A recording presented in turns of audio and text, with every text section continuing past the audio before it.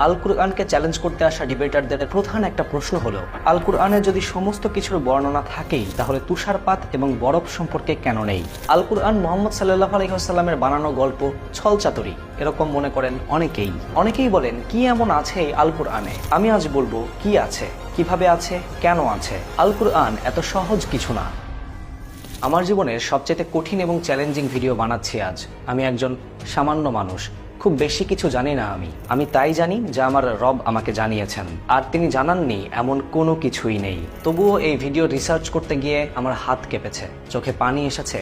যত জেনেছি তত বেশি অবাক হয়েছি। আজ হিস্ট্রি আর এভিডেন্স থেকে আমি কথা বলবো এমন এক বইকে নিয়ে যা সমস্ত বইয়ের বই, the knowledge of all knowledge, the thought of all thinking, the philosophy of all philosophies, the answer of all questions, Al Quran.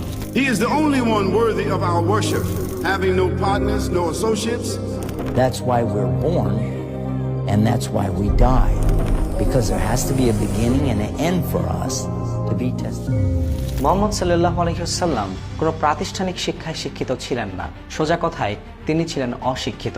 আর ইতিহাসের এই অংশটাকে পুঁজি করে অনেকেই বলেন মুহাম্মদ সাল্লাল্লাহু আলাইহি ওয়াসাল্লাম যেহেতু মূর্খ ছিলেন, তাই তার অনুসারীরাও মূর্খ। কুরআনে যারা বিশ্বাস রাখে তারা জ্ঞান বিজ্ঞানহীন অশিক্ষিত মানুষ। ভাই, আপনি জানেন না কুরআনে কি আছে আর কি না আছে। শুরু করছি মূর্খতার প্রসঙ্গ নিয়ে। প্রসঙ্গটাকে ব্যাখ্যা করতে প্রি ইসলামিক আরাবিয়া বা ইসলাম আসার আগের প্রাচীন আরব সম্পর্কে জানা প্রয়োজন, যে সময়টাকে ইসলামের ভাষায় বলা হয় আইয়ামে জাহিলিয়া, দ্য টাইম অফ ইগনোরেন্স বা মূর্খতার সময়। প্রাচীন আরবের লোকেরা বিশ্বাস করত তারা হযরত ইব্রাহিম আলাইহিসসালামের উত্তরসূরি। ইব্রাহিম আলাইহিসসালাম যেই ধর্মের শিক্ষা দিয়েছিলেন সেটি ছিল এক ঈশ্বরবাদ, অর্থাৎ আল্লাহ এক ও অদ্বিতীয়। অ্যানশিয়েন্ট আরবের মানুষেরা সেটাকেই বিশ্বাস করত। কিন্তু আমরা যে জানি কাবা ঘরের ভিতরে ৩৬০টি উপাস্য মূর্তি ছিল, আরবেরা সেগুলোকেই পূজা করত। সেটার কি হলো? প্রত্যেকটা ধর্মই যুগের পরিবর্তনের সাথে সাথে পরিবর্তন হয়। একটা ব্যাপারে ভালোভাবে খেয়াল রাখবেন, নিজেকে একবার প্রশ্ন করে দেখুন তো, হযরত আলী রাদিয়াল্লাহু তাআলা আনহু-এর ঈমান আর আমাদের ঈমান কি সমান?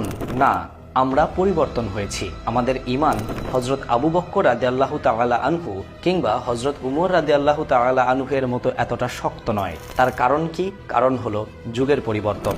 একইভাবে ইব্রাহিম আলাইহিস সালামের শিক্ষা দেওয়া এক ঈশ্বরবাদ ধর্মও যুগের পরিবর্তনের সাথে সাথে পরিবর্তন হয়। যুগের পালাক্রমে মানুষ ঈমান হারিয়ে প্যাগানিজম বা মুশরিকিবাদকে গ্রহণ করে। মুশরিকিবাদ বা বহু ঈশ্বরবাদ। কাবাকে তখনও তারা আল্লাহর ঘরই বিশ্বাস করত, কিন্তু উপাসনা করত ৩৬০টি আইডল বা মূর্তির। মূর্তিগুলোর ভেতরে প্রধান উপাস্য দেবতার নাম ছিল হুবাল, আল উজ্জা, আল মানাত সহ আরো ৩৫৭টি। এই দেবতাগুলোকে বিশ্বাস করা হতো মানুষ আর আল্লাহর মাঝে মধ্যস্থতাকারী হিসেবে। ব্যাপারটাকে সহজে ব্যাখ্যা করার চেষ্টা করি। ধরুন অ্যানশিয়েন্ট আরবের কেউ লেখাপড়া বা বিদ্যা অর্জনের জন্য উপাসনা করার প্রয়োজন অনুভব করলো, তাহলে সে যেত আল কুতবা নামক দেবতার মূর্তির কাছে। সেখানে গিয়ে সে বলতো আল কুতবা যেন তার হয়ে আল্লাহর কাছে সুপারিশ করে। অর্থাৎ কাবা ঘরে রাখা প্রত্যেকটি মূর্তির কাজই ছিল বিভিন্ন বিষয়ে আল্লাহ বা এলোয়াহ এর কাছে সুপারিশ করা। আমাদের দেশে প্রচলিত পীর মুরিদ ব্যবস্থার সাথে কিছুটা মিল পান, যেখানে মানুষ গিয়ে পীরের দরবারে সুপারিশ প্রার্থনা করে। হিস্টোরিক্যালি চিন্তা করলে এই পীরের মুরিদগণ এখনো আইয়ামে জাহিলিয়া থেকে বের হয়ে আসতে পারেনি, অথবা যুগের পরিক্রমায় আবারও পরিবর্তনের পথে ধর্ম। যাই হোক, টপিকে ফিরি। সুপারিশ ধর্মী এই ধর্ম ব্যবস্থার ইতিহাস আমি যেই বই থেকে আলোচনা করলাম সেই বইটির নাম নো গড বাট গড, লিখেছেন রেজা আসলান। সমস্ত গডের মূর্তি থাকলেও আল্লাহর কোনো মূর্তি সে সময়ও ছিল না, যে ব্যাপারটি ইতিহাস থেকেও জানা যায়, প্রত্নতত্ত্ব থেকেও জানা যায়। এবং আল কুরআনের সূরা ইউনুস আয়াত 18 অনুসারে আল্লাহ বলেন তারা আল্লাহকে বাদ দিয়ে এমন কিছুর ইবাদত করছে যা তাদের কোনো ক্ষতি করতে পারে না এবং তাদের উপকারও করতে পারে না। তারা বলে এরা আল্লাহর নিকট আমাদের সুপারিশকারী। অ্যানশিয়েন্ট আরবের এরকম প্যাগানিজম দেখে অনেকেই সে সময় সন্দেহপ্রবণ হয়ে ওঠেন। আদৌ কি ইব্রাহিম আলাইহিসসালামের শিক্ষা অনুসারে এই বহু ঈশ্বরবাদ সাপোর্ট করে? যেহেতু ইব্রাহিম আলাইহিসসালামের সময় থেকে সে সময় পর্যন্ত অনেকটা সময় পার হয়ে গেছে, তাই সঠিক উত্তর খুঁজে বের করা কঠিন। তবুও যারা এই প্রশ্ন নিয়ে উত্তর খুঁজতেন তাদের মধ্যে হযরত মুহাম্মদ সাল্লাল্লাহু আলাইহি ওয়াসাল্লাম ছিলেন অন্যতম। রেফারেন্স আল কুরআন বইয়ের ইংলিশ ট্রান্সলেশন দ্য কোরআন বইয়ের ইন্ট্রোডাকশন পার্ট 1। এই ঈশ্বরবাদের উত্তর খুঁজতে মুহাম্মদ সাল্লাল্লাহু আলাইহি ওয়াসাল্লাম একাকী সময় পার করতেন মাউন্ট হিরা বা হেরা পাহাড়ের এক গুহায়। প্রত্যেক বছর রমজান মাসে তিনি এই সময় পার করতেন। আর এখান থেকেই আমাদের আসল ভিডিও শুরু। একদিন ধ্যানরত অবস্থায় তিনি শুনতে পান একটি ভয়েস, রিড, পড়ো। মুহাম্মদ সাল্লাল্লাহু আলাইহি ওয়াসাল্লাম বললেন, আই ক্যান নট রিড, আমি পড়তে জানি না। ভয়েসটি আবার বলল, পড়ো। মুহাম্মদ সাল্লাল্লাহু আলাইহি ওয়াসাল্লাম বললেন, আমি পড়তে জানি না। ভয়েসটি তৃতীয়বার বলল, পড়ো। মুহাম্মদ সাল্লাল্লাহু আলাইহি ওয়াসাল্লাম বললেন, হোয়াট ক্যান আই রিড, আমি কি পড়তে পারি? ভয়েসটি বলল, ইকরা বিসমি রাব্বিকাল্লাযী খালাক, পড়ো তোমার প্রভুর নামে যিনি তোমাকে সৃষ্টি করেছেন। আল কুরআনে নাজিল হওয়া প্রথম আয়াতের প্রথম শব্দটি যেখানে বলছে ইকরা, পড়ো, রিড। আল কুরআনে নাজিল হওয়া প্রথম আয়াতটি যেখানে বলছে জ্ঞান অর্জন করতে, বিদ্যা অর্জন করতে, শিখতে, জানতে, পড়তে, সেখানে এই গ্রন্থে বিশ্বাসকারীরা মূর্খ কিভাবে হবে? আল কুরআনে নাজিল হওয়া প্রথম সূরাটি যেখানে বলছে আল্লাহ মানুষকে কলমের সাহায্যে শিক্ষা দিয়েছেন যা সে জানতো না, সেখানে আল কুরআন কিভাবে মিথ্যা হবে? মানুষের চিন্তাশীল মস্তিষ্কের প্রথম প্রশ্ন, হাউ আই এম হিয়ার, আমি এই পৃথিবীতে কিভাবে আসলাম, কি আমার পরিচয়? আল কুরআনের নাজিল হওয়া দ্বিতীয় আয়াত এর উত্তর খুঁজে দেয়। খলাকাল ইনসানা মিন আলাক, আল্লাহ সৃষ্টি করেছেন মানুষকে জমাট রক্ত থেকে। আব্রাহামিক ধর্মের পরিবর্তন নিয়ে আল্লাহ বলেন আয়াত নাম্বার 6, নিশ্চয়ই মানুষ সীমা লঙ্ঘন করে। যেই কুরআন শুরু হচ্ছে ইকরা দিয়ে, বলা হচ্ছে পড়ো, জ্ঞান অর্জন করো, সেই কুরআনে কি কি জ্ঞান আছে কিভাবে মানুষ তৈরি হলো।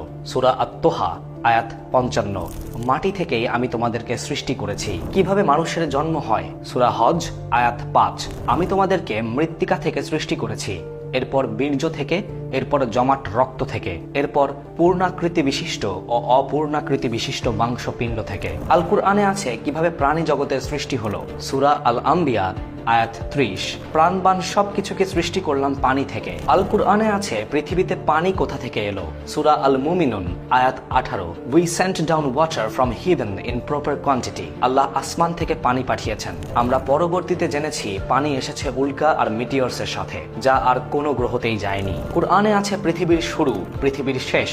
কুরআনে আছে কিভাবে শস্য দানা হয়, কিভাবে সূর্য কাজ করে, কিভাবে চাঁদ কাজ করে, আসমান, তারকারাজি, গ্যালাক্সি, টাইম ডায়নামিক্স, অতীত, বর্তমান, ভবিষ্যৎ, সবকিছু। তারপরও কিভাবে কোরআনের জ্ঞান সীমিত, কিভাবে কোরআনে বিশ্বাসীরা বিজ্ঞান থেকে পিছিয়ে। তারপরও অনেকেই প্রশ্ন করে, আল কুরআনে যদি সমস্ত কিছুর বর্ণনা থাকেই, তাহলে তুষারপাত এবং বরফ সম্পর্কে বর্ণনা নেই কেন? তারা মনে করে হযরত মুহাম্মদ সাল্লাল্লাহু আলাইহি ওয়াসাল্লাম কুরআনকে বানিয়ে বানিয়ে বলেছেন। যেহেতু তিনি মরুর দেশে বসবাস করতেন, তার যেহেতু বরফ সম্পর্কে আউটার নলেজ কম, দেশ বিদেশে ঘুরে বেড়াননি, তাই তিনি বরফের ব্যাপারটাকে মিস করে গেছেন। কিন্তু আসলে কি তাই? সূরা আল ইমরান আয়াত 117, এ দুনিয়ার জীবনে যা কিছু ব্যয় করা হয় তার তুলনা হলো ঝড়ো হাওয়ার মতো, যাতে রয়েছে তুষারের সত্য। স্পষ্ট করে তুষারের কথা থাকা সত্ত্বেও বারবার কেন অস্বীকার করা হয়? আবার এরকমও মনে করা হয় মুহাম্মদ সাল্লাল্লাহু আলাইহি ওয়াসাল্লাম যেহেতু মরুর দেশে বসবাস করতেন, তাই মরুর কথা কুরআনে অনেকবার বলা আছে। কিন্তু সবচাইতে আকর্ষণীয় বিষয় এবং সবচাইতে অবাক করা বিষয়, তুষারের কথা যেরকম একবার আছে, মরুর মরীচিকার কথাও আছে ঠিক একবার। যেন কুরআনে ব্যালেন্স করে একবার তুষার এবং একবার মরুর মরীচিকার কথা লেখা হয়েছে। সত্যিকার অর্থে আল কুরআনের প্রথম নাজিল হওয়া শব্দ ইকরা বা রিড বা পড়ো হলো সব প্রশ্নের উত্তর। You have to read it first, না পড়লে জানা যাবেই বা কিভাবে? অবশ্য আল্লাহ নিজেই বলেছেন, যালিকাল কিতাবু লা রাইবা ফি হুদাল লিল মুত্তাকিন, এটা সেই কিতাব যাতে কোনো সন্দেহ নেই, মুত্তাকিদের জন্য হিদায়াত। সূরা বাকারা আয়াত 2। আল কুরআন মুহাম্মদ সাল্লাল্লাহু আলাইহি ওয়াসাল্লামের বানানো গল্প হলে এত জ্ঞান বিজ্ঞানের উৎস এখানে থাকতো না। বিজ্ঞান এখনো যেখানে পৌঁছায়নি, আল কুরআন সেখানকার কথাও বলে। বিজ্ঞান একদিন সেখানেও পৌঁছাবে, শুধু সময়ের অপেক্ষা।